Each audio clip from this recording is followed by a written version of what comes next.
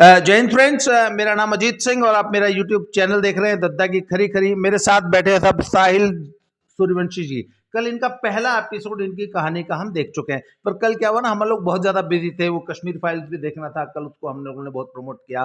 वो भी एक, मैं उसको भी मैं राम काज मानता हूँ, वो राष्ट्र का एक हम काम कर रहे हैं, तो कल हम सारा दिन उसमें बिजी रहे।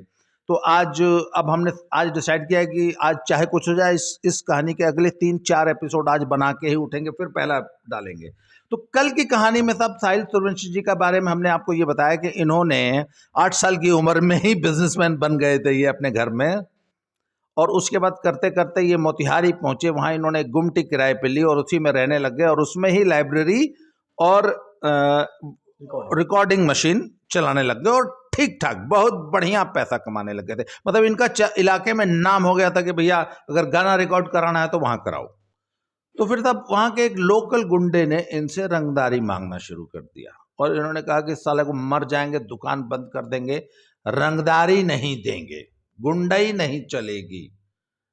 और ये बताते हैं कि ये दुकान बंद करके दिल्ली चले आए। तो साहब वो क्या हुआ था, जरा एपिसोड बताइए, वो रंगदारी वाला क्या हुआ था, कैसे हुआ था? दद्दा, उसमें हुआ ऐसे था कि जब दुकान में मेरी चोरी हुई थी 3 लाख के सामान की, तो जैसे तैसे फिर मैंने रिकवर करके दुकान जब फुल फॉर्म में जब चलने लगा जी, तो उसके बाद क्या हुआ कि उस समय बिहार में सिस्टम था लेवी देने का व्यापारियों को। लेवी मतलब उसको सुरक्षा टैक्स बोलते थे कि सुरक्षा टैक्स दो, हम तुम्हारी सुरक्षा करेंगे, पुलिस नहीं कर सकती। और सुरक्षा किससे करेंगे? तो खुद से करेंगे। हम तुमको न मार दें, हाँ, इस बात के लिए इस बात के लिए तुम पैसे दो। तो हमें मेरे ऊपर कुछ 5,000 रुपये पर मंथ की लेवी ला दी गई, 5,000 रुपये पर मंथ की। तो मैं दे सकता था वैसे, पर मैंने बोला कि नहीं, ये मेरे सिद्धांत के खिलाफ है। मुझे जो संस्कार मिले हैं मैं उसमें वो नहीं दे सकता। मैं उनके अड्डे पे पहुंच गया। मैं नाम नहीं रखना चाहूँगा, वो अलग मैटर हो जाएगा। मैं उनके अड्डे पे पहुंच गया, उनके गुंडों के बीच में, जो उनके चमचे बेलचे गुंडे थे। मैंने जाकर उनको आंख में आंख डाल के बोला कि देखो सर, अगर मेरे पीछे मेरी दादी, माताजी, 3 बहनें और एक भाई ना होता ना, तो मैं दुकान भी चलाता और आपको, मतलब गंदी भाषा में, कि मैं आपको कुछ उखाड़ के 1 रुपया फुट्टी कौड़ी नहीं देता और आपसे कुछ नहीं होता। मेरी मौत जब तक नहीं आती ना, आप कुछ ना कर सकते। लेकिन चूंकि मेरे ऊपर आपकी धमकी है कि या तो दुकान बंद करो या फिर मुझे 5,000 रुपया महीना दो, तो मेरे ऊपर जिम्मेवारी है, इसलिए मैं दुकान बंद कर दूंगा। लेकिन ये आपको, अब आप डिसाइड करो, आपको मुझसे पैसे लेने हैं या मुझे स्किप करके अपना बाकी जो करते हो कर रहे हो। अब जरा खोल दीजिए 1 सेकंड। हाँ, कोई नहीं, जरा somebody knock on the door। हो गया नेहा? मैं खोलता हूँ कोई बात नहीं सर, आप स्टोरी कंटिन्यू रखिए। चलिए कोई, हाँ कंटिन्यू। प्लीज आप आ जाइए।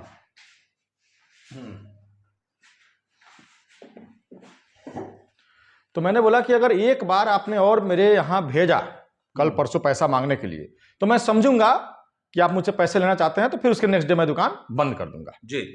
और जैसा था उन्होंने बिल्कुल नेक्स्ट डे, क्या उसी दिन शाम को ही भेज दिया। क्या भाई, पूछो क्या फैसला किया उसने, मरना है या पैसे 5,000 रुपये देने हैं, स्पष्ट है इस तरीके से जी। तो मैंने बोला कि बस अभी से जितने टाइम में दुकान समेटा जाएगा उतना टाइम दीजिए, मैं दुकान बंद कर रहा हूं, मैं पैसे नहीं दूंगा। और क्या उम्र थी आपकी तब? ये है बात अप्रैल 2003 की। मैं 86, 14, 15, 16, 17 साल की उम्र थी जी। तो मैंने उस वक्त उस दुकान से आमदनी क्या थी आपकी?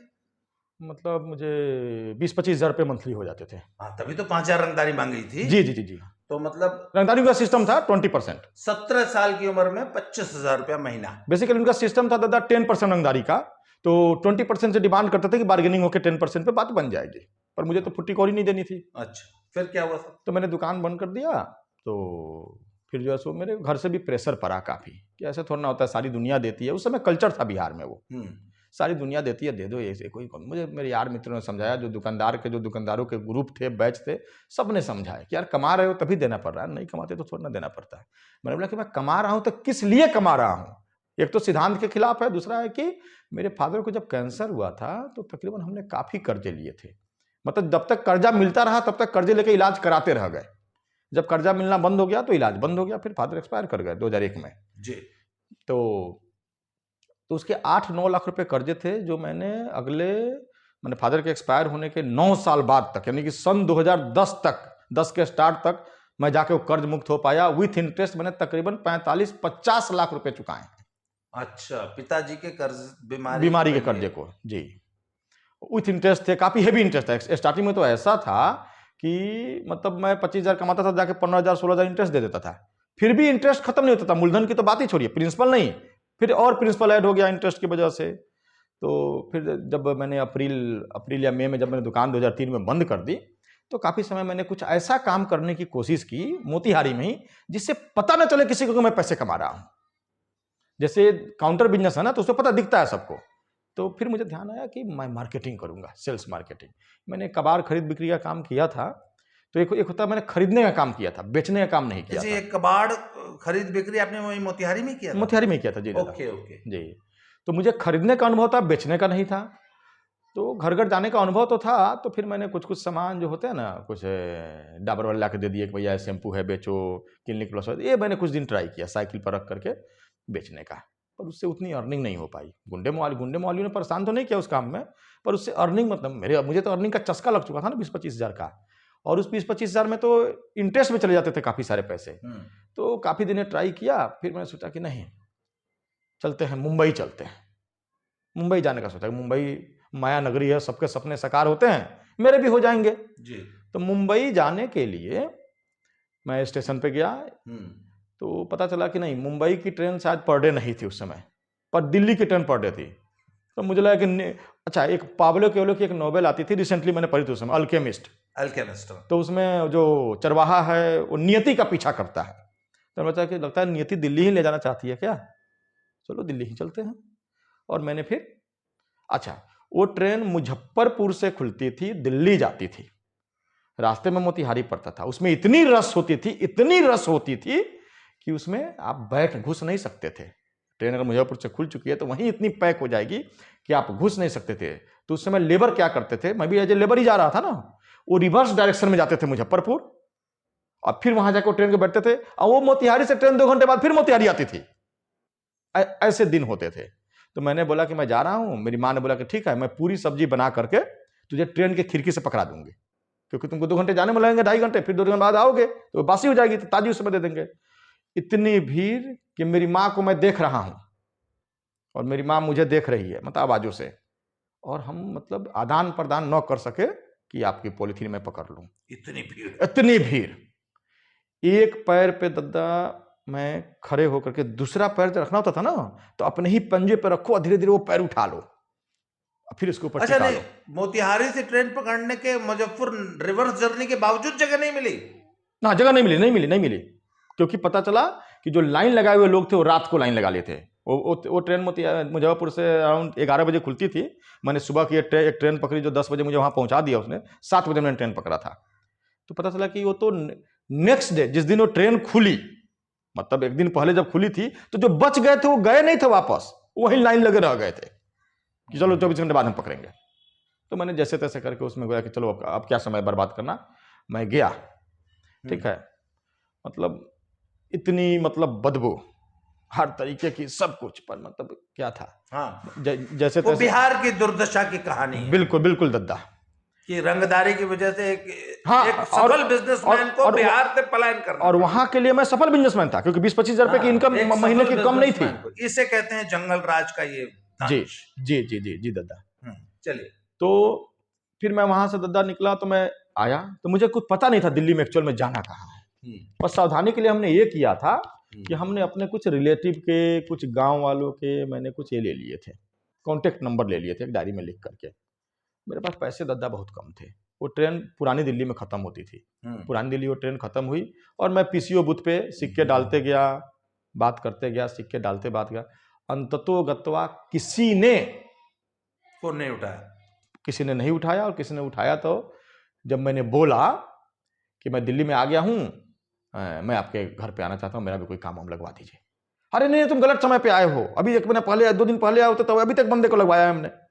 तुम जाओ 2 महीने बाद आना, फिर फोन करना, अगली बार गांव आएंगे तो बात करके आना, हमारे साथ आना, कुछ। तो हमने कुछ बुद्धि लगाई, हमने नहीं, ये नहीं बताएंगे दिल्ली आ गए हैं, पहले बात करेंगे।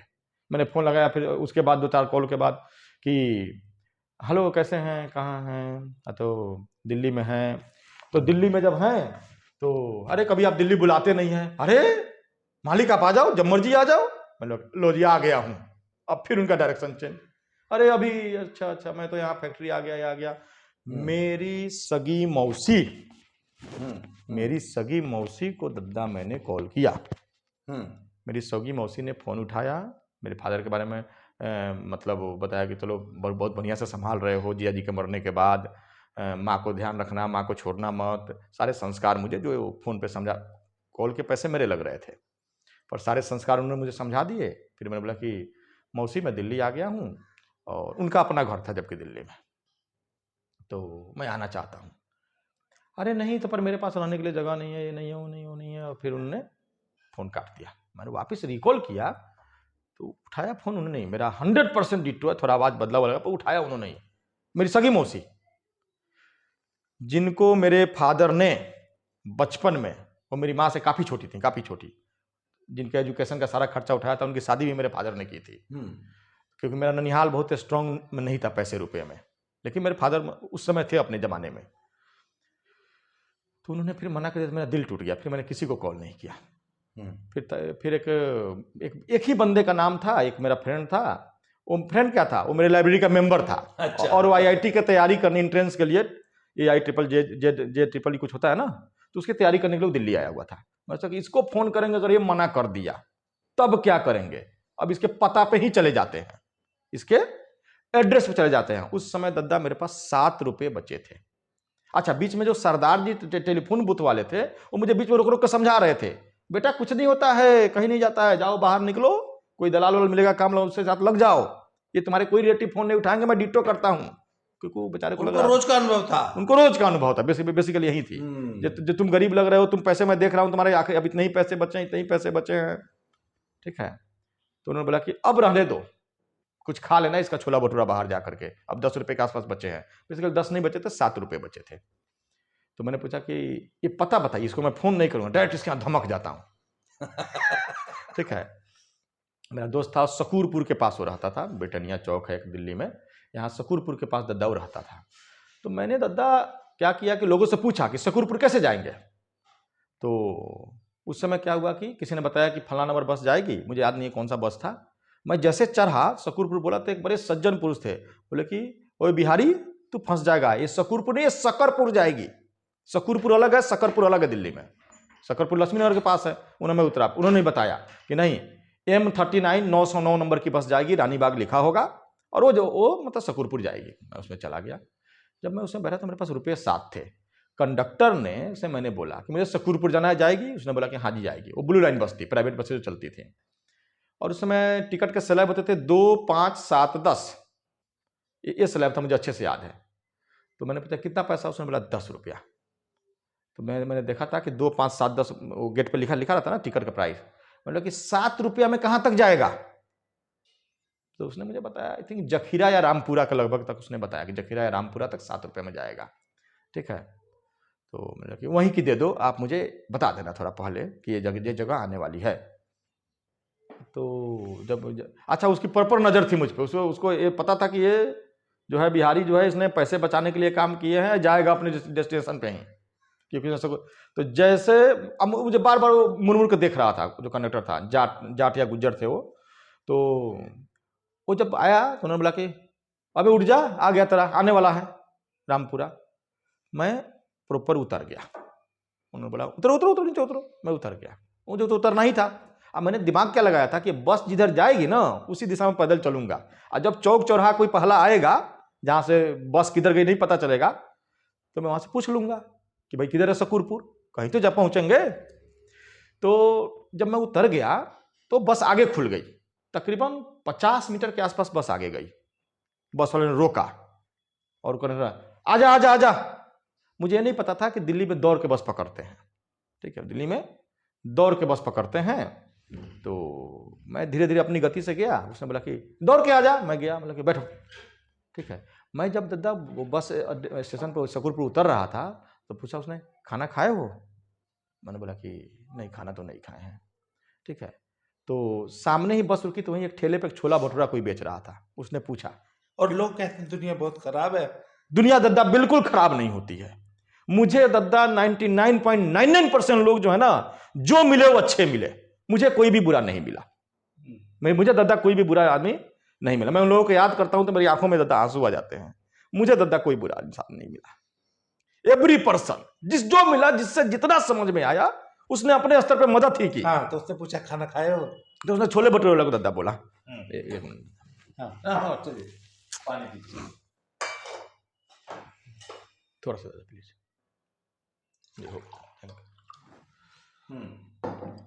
तो उसने पूछा खाना खाए हो, मैंने बोला कि भैया खाना नहीं खाए हैं। अब भूख बहुत ज्यादा लगी थी, क्योंकि मैं इस उम्मीद में था कि मेरी माँ ने जो रोटी पकड़ाएगी वो मुझे खाने को मिलेगा। और वो अगर मेरी माँ रोटी पकड़ा भी देती ना पूरी, तो मैं नहीं खा पाता उस ट्रेन में, उतर के खा सकता था। तो उसने बोला कि छोले भटूरे, कोई कैसे दिए छोले भटूरे, तो कुछ 5 या 6 रुपए उसने बोला, ठीक है। तो उसने उसको दिए 2 प्लेट के पैसे अपने पास से। उतने देर तक बस रुकी थी, उसकी सवारी उस पर गुस्से हो रही थी कि क्या कर रहे हो। अब बोला कि उसने मुझे पैसे नहीं दिए, डायरेक्ट छोले वाले को दे दिया, ठीक है। बोला कि इसको भरपेट खाना खिलाओ। छोले वाले को देखिए, जब मैंने 2 प्लेट खा लिया तो उसने पूछा, मैं जानता हूं आपके पास पैसे नहीं है, इज्जत से बोला, आपके पास पैसे नहीं है, आप खाना हो तो और खा लो, कोई दिक्कत नहीं है, ठीक है। और मेरे मना करने के बावजूद उसने एक भटूरा मुझे और दिया। मैंने बोला कि नहीं मेरा पेट भर गया है। नहीं, मुझे पता है आपका पेट नहीं भरा है, एक भटूरा उसने और दिया, ठीक है। फिर मैंने पूछते पूछते C18 आई थिंक एड्रेस था, सम्राट सिनेमा वाला उसके पास था, सकूरपुर JJ कॉलोनी बोलते हैं उसको। मैं वहाँ गया तो जो दोस्त था मिल गया। अब दोस्त यह है कि अनकंफर्टेबल उतना नहीं हुआ, थोड़ा बहुत हुआ लेकिन नहीं हुआ। लेकिन मेरे पहुंचते ही पीछे से मकान मालकिन पहुंच गई, नया बिहारी आ गया, इसके अलग से पैसे लगेंगे, ठीक है। अब पर डे नाइट में वो चप्पल गिनने भी आ जाती थी, ये कितने चप्पल हैं, ठीक है। तो कुछ दिनों उन्होंने बोल दिया कि नहीं ये चला जाएगा। तो रात में क्या था, मैं चप्पल, मेरी ड्यूटी थी कि मैं सोने से पहले चप्पल को अपने रूम में अंदर कर लूं, नहीं तो बाहर से आंटी आके चप्पल गिनेंगी। तो स्टार्टिंग से ट्रेन में जैसे होता है ना कि आप कहाँ पकड़ेगा उससे मतलब नहीं, ट्रेन जहां से आ रही है वहां तक आप फेयर दे दो। तो उन्होंने धमकी दे रखी थी, तो ऐसे चलने लगी। तो वहां पे कुछ लोग अटैची फैक्ट्री में ज्यादा काम करते थे, ज्यादातर लोग। वो तो खैर पढ़ता था, पर बाकी जो लोग थे वो अटैची फैक्ट्री में काम करते थे त्रिनगर में। तो मैंने भी नेक्स्ट डे उनके साथ चला गया। तो मैं गया तो उन्होंने बोला कि हाँ जी काम लग जाएगा। 1200 रुपये की दद्दा मुझे नौकरी मिली महीने की। छुट्टी हर संडे को नहीं थी, 2 कोई भी छुट्टी मार सकते थे, उनकी चॉइस से। और 12 घंटे की ड्यूटी थी, 8 घंटे की नहीं थी। महीने में 2 छुट्टी, 12 घंटे की ड्यूटी प्रतिदिन, और 1200 रुपये की। 12 घंटे से ऊपर होगा तो ओवर टाइम मिलेगा, और ओवर टाइम आपकी चॉइस नहीं है। अगर उनके पास काम ज्यादा होता आपको करना पड़ेगा, आपकी इच्छा हो या ना हो। आधे घंटे का लंच ब्रेक मिलेगा, उसमें जो आप रोटी लेके आए वो खा लो, ठीक है। 9 बजे हम लोग जाते थे, रात के 9 बजे छुट्टी होती थी। सन कौन सा था? ये 2003, ये दिसंबर का, मैं 21 दिसंबर 2003 को दिल्ली आया दादा। आयु 2003 से मेरा हो गया 14 17 साल की आयु है। हाँ, एडल्ट नहीं हुआ था मैं, ये मुझे अच्छे से याद है। तो वहां दादा का दिक्कत मेरे साथ क्या आई कि मैं ऑलमोस्ट 6 फीट लंबा हूं। तो उनके जो नए बंदे जाते थे उनसे वो कोई कारीगरी नहीं सिखाते थे। उनसे झाड़ू लगाओ जी, ये माल लोड करो टेम्पो में, विक्रम टेम्पो में। तो मैं उनके 3-4 माले पे फैक्ट्री थी, नहीं फैक्ट्री नहीं थी, मतलब थी उनकी हर फ्लोर पर, नीचे बनती थी और खाली अटैची को स्टोर करते थे वो टॉप फ्लोर पे, और टॉप फ्लोर से उसको ढो के लाना था। तो एक बार जो है सो 6-7 में, बाकी बंदे मेरे ख्याल से 6 या 7 ढोते थे, तो मैं 5 ढोता था, क्योंकि मेरा टकरा जाता था। मुझे टकराने से दिक्कत नहीं थी, उनके निशान नहीं आने चाहिए अटैची पे, गुस्सा होते थे।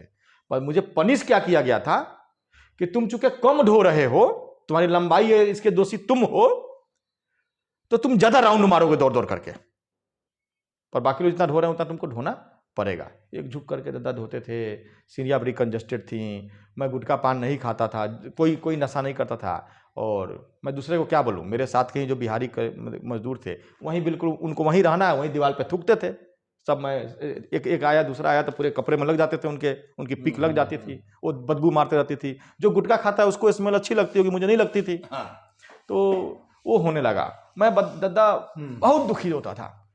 स्टार्टिंग में 2-3 महीने जब मैंने दादा वहाँ काम किया, तो जो खुराकी शब्द बोलते हैं दीदी दादा दिल में, खाना खुराकी, हाँ वो फर्स्ट मंथ में 1600 रुपये आ गया, पता नहीं कैसे आ गया। तनख्वाह 1200, तनख्वाह 1200, खुराकी 1600, खुराकी 1600, ठीक है, तनख्वाह 1200, खुराकी 1600। मैं बोला चलो अगले महीने करके देखते हैं, तो मैंने कम कम खाना शुरू किया, ठीक है, कि क्या पता इससे कम आ जाए, ठीक है। मैं लोगों को भी बोलता था, साथ वाले को, अरे यार थोड़ा कम खाओ ना। कोई अगर गया, मतलब लाला का दुकान से नीचे कॉपी बनी हुई थी, कॉपी पे जिसको मर्जी जो जाके ले आए, रूम में रहने वाला, मैं बिल्कुल निगाह रखता था, जो कॉपी ले कोई भी उतरा बैठा जाता था, उसने दो बिस्किट, एक ले लो यार। मैं जानता था कि मैं खाऊं या ना खाऊं, ये चौथाई हिस्सा मुझे भी भरना है, तो मैं चिरौरी करते फिरता था अपने साथियों से। लेकिन वो नतीजा दादा कुछ नहीं निकला, वहीं 1600 के एवरेज चलते रहा। 3 महीना में मैंने सारी तनख्वाह उठा के दे दी, कुछ ओवर टाइम था वो भी दे दिया। अब मोटा मोटा 900-1000 रुपए के आसपास कर्जा चढ़ गया। मैं गाने का शौकीन था, तो मेरे पास मतलब उस समय के हिसाब से महंगा बोलेंगे, फिलिप्स का प्योर अच्छा वाला वॉकमैन था, एक कैमरा था कोडाक का 500 रुपये का मैंने खरीदा था। यही चीज़ें मैं दिल्ली लेके आया था अपने कपड़े लत्ते के अलावा, और एक 4 बैटरी एक साथ पेन टॉर्च वाली बैटरी चार्ज हो सके उसका एडाप्टर जैसा था। मैंने बोला कि नहीं, अब मैं अटैची फैक्ट्री वाली काम नहीं करूंगा, कुछ और करूंगा। तो उन्होंने बोला था कि ठीक है पैसे चुकाओ जाओ। तो फिर फाइनली उन्होंने क्या किया कि आपस में ही मेरे उन सामानों की नीलामी लगाई। अच्छा। और नीलामी लगा करके आपस में उन्होंने मिल बांट करके वो सामान रख लिए, मतलब सामान दे करके मैं मुक्त हो गया। वॉकमैन, कैमरा और वो सब आपने उनको? हाँ, उनको दे दिया मैंने। चलिए। और मैं काम क्यों छोड़ा, ऐसे नहीं छोड़ा। एक दिन मैं लंच करने पार्क में गया था, तो वहाँ एक सज्जन थे, वो दिल्ली के लोकल रहे होंगे, उनकी भाषा वैसी थी। उन्होंने मुझे दुखी देखा तो पूछा क्या है, तो मैंने अपनी कहानी बताई कि क्या बताएं बाबूजी। बाबूजी मैंने सीख लिया था, किसी को बाबूजी बोलो अपने से दिल्ली में। तो बाबूजी क्या बताएं, 20-25 हज़ार रुपये महीना कमाते थे, ऐसी ऐसी घटना घट गई, आए हैं। उसका 10% 2500 होता है ना, 25,000 का, उसका भी आधा मुझे मिल रहा, आधा से भी कम मिल रहा है, 1200, ठीक है। तो उन्होंने बोला कि जब तुम इतना कुछ कर चुके हो तो ये क्या मगजमारी कर रहे हो, तुम जाओ। और उन्होंने फिर शानदार एक मोटिवेशनल लेक्चर दिया मुझे। अच्छा। उस दिन मुझे मेरे फैक्ट्री मालिक, अटैची फैक्ट्री के मालिक ने पीटा नहीं, सारी गत की, क्योंकि मैं उनकी कहानी सुनने में इतना मगन हो गया कि मैं देर से पहुंचा। लंच टाइम का जितना था उस समय क्रॉस करके पहुंचा, और उस महीने के उन्होंने पैसे भी मेरे काट लिया, अटैची फैक्ट्री वालों ने मुझे निकाल भी दिया। उन्होंने बताया ये कि देखो तुम ना, ये 3 टाइप के उन्होंने जॉब बताए कि एक होता है व्हाइट कॉलर जॉब, एक ब्लू कॉलर जॉब। और उन्होंने बोला कि ब्लू कॉलर जॉब में तुम हो, और व्हाइट कॉलर जॉब होता है ऑफिशियल। दोनों ही एक जगह अपनी जिंदगी सराते हैं। ये लाइन था उनका कि कोई फैक्ट्री में सराता है और कोई कागज पत्तर के बीच में सराता है, पर इन दोनों के बीच में भी होता है जिसकी वजह से इन दोनों की रोजी रोटी चलती है। मैंने बोला कि वो कौन? बोला कि ये जो अटैची बेचता है वो। अटैची में जो ग्राउंड फ्लोर है जिसपे अकाउंटेंट बैठते हैं वो व्हाइट कलर वाले हैं, तुम लोग ब्लू कलर वाले हो। पर इन दोनों, लाइन था उनका, पर इन दोनों लोगों के गाली देकर बोला था कि सैलरी जो है ना, जो अटैची बेचता है वो उसके पैसे से आते हैं, तुम बेचने वाले बनो तो तुम असली मालिक हो जाओगे। सेल्स एंड मार्केटिंग में जाओ, फील्ड में जाओ। मैंने बोला कि ठीक है। तो फिर मेरे लिए बड़े प्रेरक आदमी हो गए। उनका रोज का अड्डा था, वो भी बेचारे वही लंच करने आते थे। आपके गुरु हो गए? गुरु हो गए बिल्कुल, मतलब उन्होंने मेरी जिंदगी की दिशा बदल दी, ठीक है। नाम याद नहीं? नाम याद है, जगमोहन जी उनका नाम था। और मुझे केशवपुर में बेचारे रहते थे, घर का मुझे एड्रेस नहीं याद है, पर जब वो एक्सपायर किए थे तो पंजाबी बाग में उनको, शमशान में उनको फूंकने ले गए थे। मतलब वो फूला बुताना बोलते हैं, नेक्स्ट डे आते हैं, तब तक मैं वहीं दद्दा पड़ा हुआ था उनके के पास। तो उनके बेटे ने मुझे बड़े ये करके ले गया। मुझे उनके बाल बच्चों से ज़्यादा दुख मुझे हुआ था उनके जाने का। मेरी ज़िंदगी में उनका बहुत ज़्यादा इंपॉर्टेंस था। तो दद्दा उन्होंने क्या मुझे एक चीज़ बताई थी कि तुम करो। तो मैं अटैची फैक्ट्री के उसके बगल में एक और अटैची फैक्ट्री थी, सुप्रीम नाम से बनाती थी शायद। अच्छा, सब नकली अटैची बनाते थे, VIP का नकली, सुप्रीम का नकली, अल्फा का नकली, सब नकली थे। और सारे कहाँ बिकते थे? लाल किला के 1, 2, 3 नंबर दुकानें होते हैं, उन दुकानों पर अटैची बिकती थी। तो मैं दूसरे वाले के चला गया। मैं बोला कि मैं अटैची बेचूँ तो? बोला हाँ बेचो, बोलो। बड़ा जोरदार वेलकम हुआ। मैंने सोचा कि कमाल है यार, इतनी मेहनत कर रहे हैं, ये बंद कमरों में घुट रहे हैं, गाली सुन रहे हैं बिना काम के, हर बात पे ऐ बिहारी, बहनचोद बिहारी। और ये देखो, ये भी वही दिल्ली वाले बेचने आ गए थे, बिल्कुल सम्मान से बात कर रहे हैं। मैंने बोला कि क्या मिलेगा मुझे? अरे बेचो तो यार, जो चाहिए वो मिलेगा। मैंने बोला कि चलो जी, तो उनकी एक विक्रम जा रही थी, उनका कोई एक मतलब नौकरी वाला सेल्समैन था, उसके साथ मैं गया। मैंने बात कर करके उनको 2-3 नए दुकान दिलवा दिए उसी दिन। मैंने ऐसा ग्रैंड वेलकम उन्होंने शाम को मेरा किया। मैंने जाके 2 दिन बाद उनको बताया, वो जगमोहन जी को, कि ऐसा ऐसा हुआ। बोले नहीं नहीं ये मत करो, इस दुनिया में मत हटो, और उड़ो और उड़ो और उड़ो। मैं क्या करूं? तो वो एक बात बोलते थे कि मैं नहीं बताऊंगा क्या करो, तुम भटको यार, कुछ ना कुछ तो करोगे।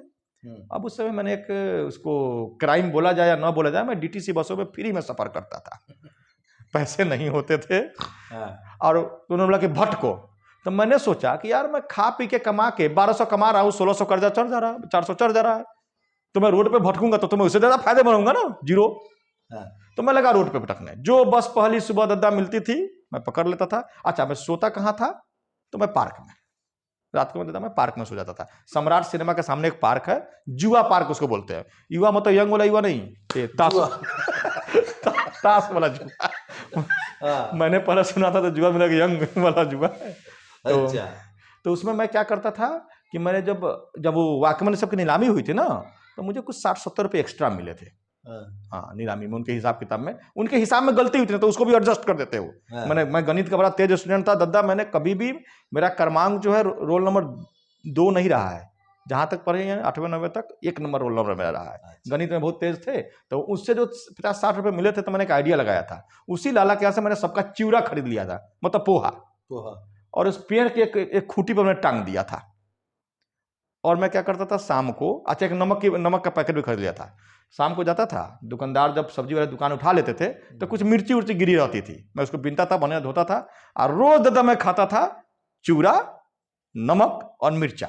वो मिर्चा खाने की मुझे इतनी आदत लगी, क्योंकि मेरे पास फ्लेवर के लिए बस मिर्चा ही होता था दादा, वो फ्री की चीज थी। कोई भरोसा नहीं करेगा, मैं 1-1 पाव मिर्चा खा जाता हूँ। ठीक है, आप जिस भुज जलकिया का जिक्र करते हैं ना, जिसको कोई एक नहीं खा सकता, शायद मैं उसको भी 5 पीस खा जाऊं।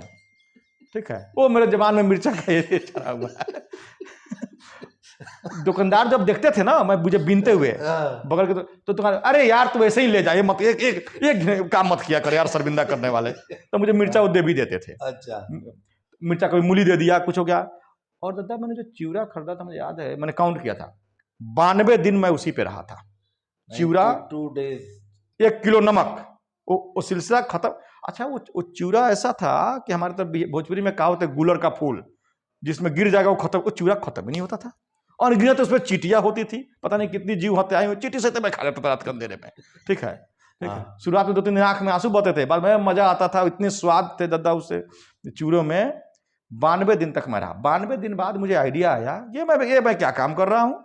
धर्मात्मा लोग दिल्ली में बैठे हुए हैं, लंगर चल रहे हैं, भंडारा चल रहा है, मैं इसमें क्यों ना खाऊं? अच्छा, तो मैं लंगर भंडारा वाला बंदा हो गया। अच्छा, तो उसके बाद मैंने बोला कि, तो किसी ने बताया कि 24 आवर भी लंगर भंडारा है। मतलब वो किधर है? तो बोला लाल किला के पास चले जाओ, सामने चले जाना, शीशगंज है ना, शीशगंज गुरुद्वारा, शीशगंज चले जाओ, और थोड़ा ज्यादा मतलब हाईफाई एरिया में रहना है तो बंगला साहब चले जाओ, और लजीज खाना है तो ये कौन सा है बंगला साहब के पास, इधर जहाँ मोदी जी अक्सर जाते रहते हैं। हाँ, ये मतलब संसद भवन के बगल में एक गुरुद्वारा है। तो मैंने सोचा कि ना, मैं बढ़िया एरिया में रहूंगा। तो अब मेरा सोने का अड्डा हो गया लुटियन जोन के पार्क। अलग अलग पार्कों में सोता था। अच्छा, पार्क में सोते थे? हाँ, पार्क में रात को सो जाता था। ठीक है, और पार्क में जो पानी पड़ाता था ना, क्या मतलब वैसा स्नान तो मतलब क्या बताएं, जो 1 करोड़ का बाथरूम बनाएगा वो भी नहीं करता था। सारी दुनिया जा रही है, बस जा रही है, मैं बिहारी बिल्कुल पलटी मार करके ऐसे सर पर रख लिया, 1 घंटे तक पानी गिराया जा रहा हो, किसी पेड़ में फंसा दिया, झरना बन गया, बैठ गया। माली भी खुश, चलो ये चला रहा है तो घासें भीग गई, उसकी भी ड्यूटी, मैं भी नहा भी लिया। ये दादा मैं करता था। और इसके अलावा मैं काम क्या करता था? खाने और रहने का व्यवस्था होगा ना, खाने के लिए गुरुद्वारा और रहने के लिए पार्क, और बीच में फ्लेवर के लिए भंडारा, जहां मर्जी देखो रोड के जहां। और मैं बस में, जो बस पहली दिखती थी मैं चढ़ जाता था, जहां बस खत्म हुई वहां उतर जाता था, वहां से जो बस पहली खुली फिर उस पर चढ़ जाता था। और ये कार्यक्रम में करते रहता था।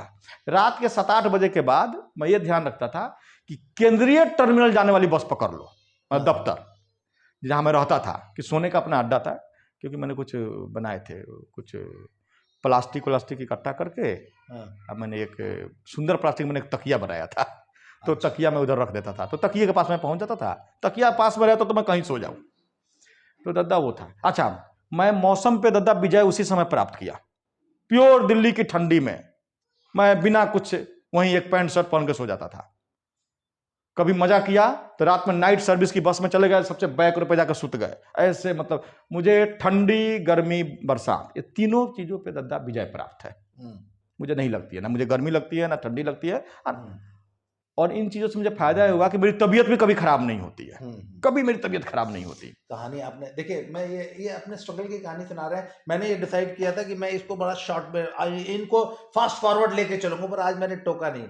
कल आप लोगों ने मुझे बताया बड़ा बोलो मत, बोलने दो उनको, इसलिए मैंने आज इनको टोका नहीं। ये बोल रहे हैं, इनकी स्ट्रगल की कहानी ये मुझे पता नहीं थी। ये कहानी आई थिंक मैं ये कहानी आप मैं दादा मैं बहुत फास्ट कर रहा हूँ। अच्छा, अभी फास्ट कर रहे हैं आप? मैं बहुत ज्यादा फास्ट कर रहा हूँ। चलिए, मुझे लगता है आपके ऊपर 100 एपिसोड बनाना पड़ेगा मेरे को। तो सब लोग, एक तो पहला कि लोग कहते हैं ना दुनिया बहुत बुरी है, नहीं, दुनिया बहुत अच्छी है। दूसरी चीज ये कि स्ट्रगल से मत डरो यार। तो अभी तक इस वीडियो में भी 3 मिनट बाकी है। 3 मिनट में ये अचानक खत्म हो जाएगी वीडियो, मैं अभी बता रहा हूं आपको। और उसके बाद इस कहानी को तुरंत अभी इमीडिएटली कंटिन्यू कर देंगे। फिर आगे क्या हुआ तब? तो मैं बसों में घूमता था, तो मुझे इससे बहुत फायदा हुआ। सीखा आपने? बहुत सीखा। That was a part of learning जी। और एक फायदा ये हुआ कि डीटीसी जो चेकर होते थे वो सारे मुझे पहचानने लगे। ठीक है, कोई नया चेकर आता था वो मुझे पकड़ता था विदाउट टिकट के, तो वो बोलते अरे यार वो अपना ही आदमी है, उसे क्या पकड़ रहे हो। अच्छा। तो वो अपने लंच भी मुझे शेयर कर देते थे। हाँ, उनके जो खाने हैं ना मुझे बांट के खिला देते थे। तो बस से मैं जा रहा हूँ, कहीं भी लंगर भंडारा जो दिखा वहीं बस से कूद जाओ, खा लो, फिर अगली बस में चढ़ जाओ। कहीं दिन भर यही तो काम है। इसी को करते करते दादा अब मैं उनसे जरूर टच में रहता था, वो जगमोहन जी से। हाँ, मतलब वो मैं कभी ना कभी दोपहर में 2 दिन 3 दिन एक बार चला जाता था। तो उन्होंने ही बताया कि कुछ भटक लिए। हाँ भटक लिए। तो क्या दिखा? जगमोहन जी ने कहा पहले भटको। हाँ, उन्होंने बोला पहले भटको। भगवान करे जगमोहन जी उनकी आत्मा को शांति दे कि साहब ऐसे mentors, he was the real mentor. उन्होंने इनको कहा पहले भटको। गांधी को भी गोखले ने कहा था पहले देखो, हिंदुस्तान देखो। तो जगमोहन जी ने आपको भटकाया दिल्ली। बस मैं बता दूं, जगमोहन जी की खुद भी फैक्ट्री थी। हाँ। वो चाहते तो मेरे साथ बुरा कर सकते थे अपने यहाँ जॉब दे करके, पर उनको लगा कि नहीं ये इसके साथ गलत होगा, इसको भटकने दो। फिर क्या हुआ आगे? तो उन्होंने पूछा कि क्या दिखा। तो मैंने देखा कि एक चीज है, पहले बस स्टॉप पे दिल्ली में उतनी रिस्ट्रिक्शन नहीं थी पोस्टर चिपकाने की, कि आप जो बोले वो बात सही है, फील्ड वर्क और सेल्स के लिए जहां देखिए वहीं अंकल वैकेंसी, बाबूजी वैकेंसी है, वैकेंसी है। पेशाब करने जाओ यूरिनल में तो वहां पे 5 वैकेंसी, 2 ही तो होती है, सेल्स और मार्केटिंग वाले वैकेंसी और दांत खाज खुजली गुप्त रोग का इलाज। इसके अलावा वहां कुछ होता ही नहीं है। फिर तो मैंने बोला कि ठीक है, तो उसमें तुमको क्या अच्छा लगा? बोला कि उसमें अच्छा तो मुझे लगा कुरियर वाला काम। ठीक है, अच्छा मैं जहां से हूँ वहां सरकारी नौकरी का बड़ा क्रेज है बिहार में। तो मैंने बोला कि डाक बाबू कहूँगा मैं, अगर मैं कुरियर बॉय बन गया ना तो डाक बाबू कहूँगा। मेरी कुछ पूछेगा गांव में क्या करते हो, मैंने बोला डाक बाबू का बहाली हो गया है, अब हम डाक बाबू हो गए हैं। तो मैंने बोला कि ठीक है, ये बहुत अच्छा काम है। उन्होंने रिकमेंड किया, यस तुम इसको कर सकते हो। त्रिनगर के बगल में पंजाबी बाग मोहल्ला है, थोड़ी मतलब 2-3 किलोमीटर डिस्टेंस पे। तो उसके आसपास में मतलब पीतमपुरा मतलब एक पॉश एरिया है, एक पंजाबी बाग पॉश एरिया है। उत्तर पश्चिम देखेंगे तो बाकी तो केशवपुरा में तो सरकारी लोगों का इलाका है, त्रिनगर इंडस्ट्रियल एरिया, इस टाइप से मैं आ गया पंजाबी बाग। वहाँ एक कुरियर वाला के यहाँ चला गया। मैंने बोला कि मैं आपकी कुरियर बांट दिया करूंगा, कितने क्या दोगे? बोला कि जो सबको मिलता है मिलेगा, 1500 रुपये महीना, 1500-1600 रुपये, मुझे ठीक से याद नहीं आ रहा है। उन्होंने ठीक है बांटने दो। 2 या 3 दिन मैंने काम करने के बाद उनको बोला कि मैंने अंदाजा लगा लिया है कि लगभग मुझे ये 50-60 पैकेट रोज पहुंचाने पड़ रहे हैं। अगर इन पैकेट को मैं आपसे सैलरी पर ना हो करके मैंने डिवाइड करा दिया उनसे कि भाई 50 रुपए रोज का देते हो, 1 रुपये पर कुरियर का पड़ा, और कुरियर 1 रुपया दे रहे हो, तो 1 रुपये दे रहे हो मुझे बांटने के लिए, तो मैं जितना बांट दूं। वो बेचारे बिल्कुल खुश हो गए, उनको लगा करे हाँ खाली तुम ही करो कि बाकी जो मेरे साथ कलीग थे बांटने वाले, तो उन्होंने मुझे क्या बोला, ये साला पागल है, ये करेगा ही काम। सब मुझे पागल बोलते थे, एक चीज है सब मुझे बोलते पागल थे। ठीक है, तो बोले कि ये करेगा काम, इसी से कराइए। वो अग्रवाल साहब थे कुरियर वाले, ठीक है, जो फ्रेंचाइजी उन्होंने ले रखी थी। तो उन्होंने कहा हाँ तुम करो तुम करो तुम करो। तो मुझे फिर 1 रुपये मिलने लगे। मैं फिर बगल के कुरियर वाले के यहाँ चला गया, DTDC, ऑन डॉट, प्रोफेशनल, जो भी कुरियर वाले थे, मतलब उनको छोड़ के DHL, ब्लू डार्ट, उन लोगों ने मेरे ऑफर को रिजेक्ट कर दिया, मैं भगा दिया उन्होंने, नहीं हम नहीं करते ये।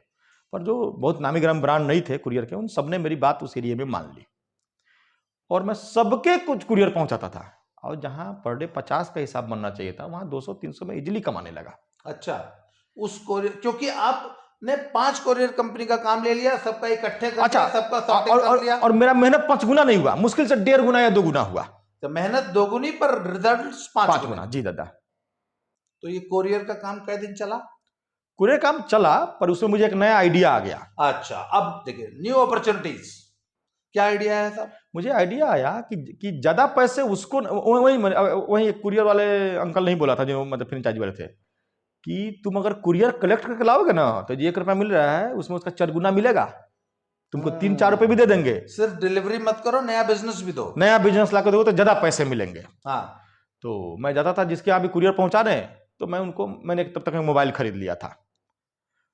तो उसके बाद मैं जब उनको पहुंचाने जाता था तो मैं बोलता था कि अपने हाथ से लिख देता था नंबर, कि ये नंबर है मेरा। तो पूछते कौन से कुरियर से हो? मैंने कि यही तो खास बात है, मैं किसी कुरियर से नहीं हूं, आपका कहां भेजना है, क्या पर्पस है। मैंने कुछ अपना एक से मतलब सेल्फ लाइन बनाई, आपके लिए कौन सा बेहतर कुरियर रहेगा ये मैं सोचूंगा आपके लिफाफे के हिसाब से, अब मैं उसमें दे दूंगा, पैसे वही जो लगते हैं। लोगों को मतलब उस मोहल्ले के लोगों को ये आइडिया बहुत पसंद आया कि हाँ यार एक तरह से मतलब तो सिरदर्दी भी दूर कर रहा है। अब जो बोलते थे कोयम्बटूर जाएगा, बोलता नहीं नहीं नहीं इसका वहां ज्यादा सर्विस नहीं है, 8 दिन लगा देगा, ये 2 दिन में भेजेगा, इसकी फ्लाइट से डायरेक्ट जाती है, इसकी ट्रेन से जाती है, इसका तो यार जाएगा तो ये छटनी में नागपुर में ही पड़ा रह जाएगा 1 महीने, ठीक है, फिर इकट्ठा हुआ तो कोयम्बटूर जाएगा। ये सब मैंने आइडिया मैं बताता था, तो लोग बोलते हाँ ठीक है, तो लोग मुझसे बहुत खुश हुए। अब मेरे ऊपर ये था कि वो बिजनेस मैं किसको दूं, मेरे पास बिजनेस है और ये 4-5 कुरियर कंपनियों में बिजनेस किसको दूं। तो मैं बड़ा रिस्पेक्टेड पर्सन बन गया उन लोगों के लिए, मतलब मैं उनका पार्टनर हो गया, मैं क्योंकि बिजनेस लेके आ रहा है, मैं बिजनेस लेके आ रहा हूं। तो सब तेल लगाने लगे होंगे आपको? एग्जैक्टली बोलेंगे तो यस। फिर अपने साथ खाने ऑफर करते थे, अपने घर के स्वादिष्ट खाने को। जैसे ही ये खत्म होगा हम अगला जी, आप बोलते रहिए जी। आज इसको भी टेस्ट कर लेते हैं, क्या मिनट का वीडियो बनाता है जी। हाँ, तो 37 मिनट हो गया है। तो जब ये होने लगा तो मुझे फिर एक और आइडिया आया, फिर इससे और थोड़ा ठीक ठाक पैसा कमाया। फिर मुझे आया कि कुछ कुरियर ऐसे होते हैं जो दिल्ली से ही निकलते हैं, दिल्ली ही जाते हैं, और कुछ क्या मतलब हो जाता है कि मोर देन 70% कुरियर ऐसे होते हैं जी। तो मैंने उनको बोला कि कुछ लोगों को बोला कि मैंने अपनी खुद की अब कुरियर कंपनी खोल ली है, कोई रजिस्ट्रेशन नहीं था, कुछ नहीं था, मेरा क्या था कि मैं ही आपसे कलेक्ट करूंगा, मैं ही आपके सज्जन को पहुंचाऊंगा। अच्छा। आप चाहें तो जिसको आप कुरियर भेज रहे हैं उसको फोन करके बोल सकते हैं कि ये साहिल सिंह सूर्यवंशी नाम का हमारा स्टाफ है, अरे आप हमारे बहुत खास आदमी है कि आपको कुरियर भेज के बेइज्जती करेंगे, हाँ। आपके लिए तो अपना निजी स्टाफ भेजेंगे। अब जिसको भेज रहे हैं वो गदगद, अरे यार इसने कुरियर नहीं भेजा, कुछ भी है, कोई भी वकील साहब हैं तो उन्होंने कुछ बनाया है, अपने क्लाइंट को भेजना है, सीए हैं क्लाइंट को भेजना है, वो बिल्कुल मेरे सामने फोन करते थे, ठीक है, अरे हमने हमारा स्टाफ है साहिल सिंह सूर्यवंशी, मैंने सिखाया था उनको, मैं उनको भेजूंगा। आप क्या समझ रहे हैं कि मैं आपकी चीज को 10 रुपए कुरियर से भेज दूं, इतनी इंपॉर्टेंट चीज को मेरा अपना बंदा लेके जाएगा। वो खुश, पर उसके चार्ज मैंने उनसे 3 गुना लेना शुरू कर दिया, 10 रुपए की जगह मैंने 30 रुपया। अच्छा, फिर भी उनको फायदा था, क्योंकि इस प्रिविलेज की वजह से उनके क्लाइंट से 100-200 एक्स्ट्रा भी कमा लेते थे। हाँ, आपने इसी में स्टोरी आ जाती है वो मैरिज ब्यूरो वालों की। हाँ, तो इसी में जैसे सीए सबसे कांटेक्ट होते थे, एक कांटेक्ट हुआ मुझे ओम मैरिज ब्यूरो, हाँ। लक्ष्मी नगर में वालिया नर्सिंग होम के पीछे के बगल वाली गली में ओम मैरिज ब्यूरो उनका नाम था, मतलब शादी ब्याह कराते थे वो लोगों की। मुझे हंसी भी बहुत आई थी कि अरे यार इसमें भी शादी ब्याह भी दिल्ली में होते हैं कॉन्टेक्ट से। बाद में उसी का रूप बाद में शादी.com क्या क्या बना होगा, तो मैं उनके यहाँ उनका भी मैं ही काम करता था, तो भी पूरा भौकाल टाइट करते थे कि हमारे पास 2 सर्विस है, आपके ब्याह कराएंगे 11,000 रुपये लेंगे, पर अगर आप 12,000 देंगे तो एक स्पेशल सर्विस मिलेगी। तो क्या, तो हमारा खुद का स्टाफ आपके यहाँ जैसे लड़की वाले हैं तो लड़कों वालों का बायोडाटा लेके जाएगा, अरे तो आप कुरियर से भेज देंगे 11,000 में नॉर्मल सर्विस, तो जो 11,000 खर्च करेगा उसके 1,000 में क्या जाता है, हाँ हमारा 12,000 पैकेज करो, प्रीमियम पैकेज करो। और मैं फिर सबका ये करने लगा। उससे मुझे फिर एक आइडिया आया, उन्होंने एक स्टाफ स्पेशली रखा हुआ था जो सारा जीतपुट में रहता था, पर वो बाकी दिन उतना काम नहीं, उनका ऑफिस में उतना काम ही नहीं था। उसमें क्या था, लोग आएंगे, पैसे देना है, एक कुंडली वाला, एक कुंडली का सॉफ्टवेयर था कंप्यूटर पे, एक लड़की थी मिलाती रहती थी, 32 गुण मिल गए, 31 गुण मिल गए, और गुण मिलाते थे, वो तो मैं भी मिला देता था। तो स्टाफ का वो दुखी थे, मतलब उनके पास इतना बिजनेस नहीं था कि उस स्टाफ को मतलब खर्चा उठा सके। उसका काम क्या था, मीटिंग कराना जी, लड़के लड़कियों के, लड़के फैमिली लड़की फैमिली को होटल में जो जिस औकात का है, 3 star 5 star 4 star hotel restaurant में वो मीटिंग कराता था, वो दोनों के बीच में मिलाता था, तो दोनों पार्टी को पहचानता था। तो मैंने उनको बोला कि अच्छा, मैं थोड़ा खाने पीने का मतलब ना होता है शौकीन, तो मैं उसको बोलता था यार मुझे लेके चल यार, ठीक है, दीपेंद्र सिंह उनका नाम था, मुझे यार मुझे लेके चल, मुझे थोड़ा खाना वाना वहाँ बहुत बढ़िया मिलता है, बहुत बढ़िया खाना मिलता है, मुझे लेके चल। तो 1-2 दफे वो मुझे लेके गए, ठीक है। बाद में उनका छोटा भाई मेरा बहुत अजीज जिगरी दोस्त बना, जितेंद्र सिंह जी। तो वो मुझे लेके गए, तो हमने खाने खाए। तो उनको मैंने बोला क्या मेरा भी किसी मैरिज ब्यूरो में सेट करा दो यार, कि मैं भी मीटिंग कराऊं और लजीज खाने खाऊं। तो उसने बोला कि अरे तुमने तो मेरी समस्या सॉल्व कर दी। मैं तो खुराना जी नाम था वो मैरिज ब्यूरो वालों का, कि खुराना जी से तो मैं अपने पुराने कॉन्टेक्ट की वजह से उनकी नौकरी नहीं छोड़ रहा हूं, ठीक है। मेरे पास आस्था मैरिज ब्यूरो लाजपत नगर से ज्यादा पैकेज का ऑफर है इस काम के लिए, तुम करो, मुझे मुक्ति मिली। अब मुझे पता चला कि लो खुराना जी निकालना चाहते हैं, ये निकलना चाहता है, दोनों में आपस में कम्युनिकेशन नहीं है, दोनों ढो रहे हैं एक दूसरे को। अच्छा, मैंने जाकर खुराना जी को बोला कि खुराना जी ऐसे ऐसे है, ठीक है, ये दीपक जी को आप साइड करो, ठीक है। दीपक जी से बात हो गई है, दीपक जी ने मेरे ऊपर एहसान कर बोला है, बोला कि मैंने खुराना जी आपका फायदा होगा, मैं डे के हिसाब से पैसे लूंगा, जिस दिन में इनको आप 30 दिन की सैलरी देते हो, आप डिवाइड कर लो, कुछ 8,000 रुपये देते थे शायद उनको वो, तो डिवाइड कर लो, रोज का 300 रुपये बना ना, तो जिस दिन मीटिंग होगी मैं उसी दिन का 300 देना, बाकी दिन का मत देना। तो खुराना जी खुश, यार ये तो जबरदस्त हो गया। वो खुश क्योंकि वो आस्था मैरिज ब्यूरो था, नामी ब्रांड था, तो वहां चले गए। अब मैं लगा मीटिंग कराने, तो मुझे फिर पता चला कि पैसा जो है ना वो दिल्ली में बहुत है, मतलब लोग खाना खाते थे ना, मुझे तो कई बार मन करता था ना, जो खाना वो छोड़ देते थे मैं उसको पैक कर लूं, रात का इंतजाम हो जाएगा, ऐसे मतलब लोग बेइंतहा बिल बनता था, ठीक है। अब पता नहीं मतलब वो जो दूल्हे राजा थे बाद में अपनी बीबी को उतना सेवा करते हो नहीं करते, उस दिन तो लजीज, मतलब क्या डार्लिंग, क्या डार्लिंग नहीं, मतलब जो भी है जो मैडम जो खा लीजिए। अब मैं चुपचाप एक अलग टेबल बैठ के मैं भी दबा के खाता था। अच्छा, ठीक है। मुझे याद है मैं जो खाने को खा लेता था दूसरे रेस्टोरेंट में उसको ऑर्डर नहीं करता था, मैं याद रखता था मीनू में सब लोग खोजते हैं आइटम ना, मैं खोजता था कि अच्छा ये अनजाना नाम लग रहा है, नया आइटम, हाँ ये शाही पनीर तो खा लिया हूँ, ये साला मीठा वाला होता है, कढ़ाई पनीर शिमला वाला होता है, तो सब मैंने रटा हुआ था। तो मैं उनसे पूछता था कैसे है, 2 प्याज, मैंने कि प्याज पीस करके कि प्याज छील करके, तो बोले कि नहीं चाइनीज वाला प्याज छील करके, हाँ ओला वो नहीं खाए। तो इसी टाइप से खूब लजीज खाने खाए दद्दा मैंने, वो उसमें काम चलने लगा। तो उसी दरमियान दद्दा एक बार क्या हुआ, और भी मैंने बहुत सारे काम किए हैं, लेकिन 45 मिनट की वीडियो हो गई है, इस वीडियो को खत्म करते हैं। हाँ जी, अगली वीडियो में 2 मिनट बाद फिर से मिलते हैं।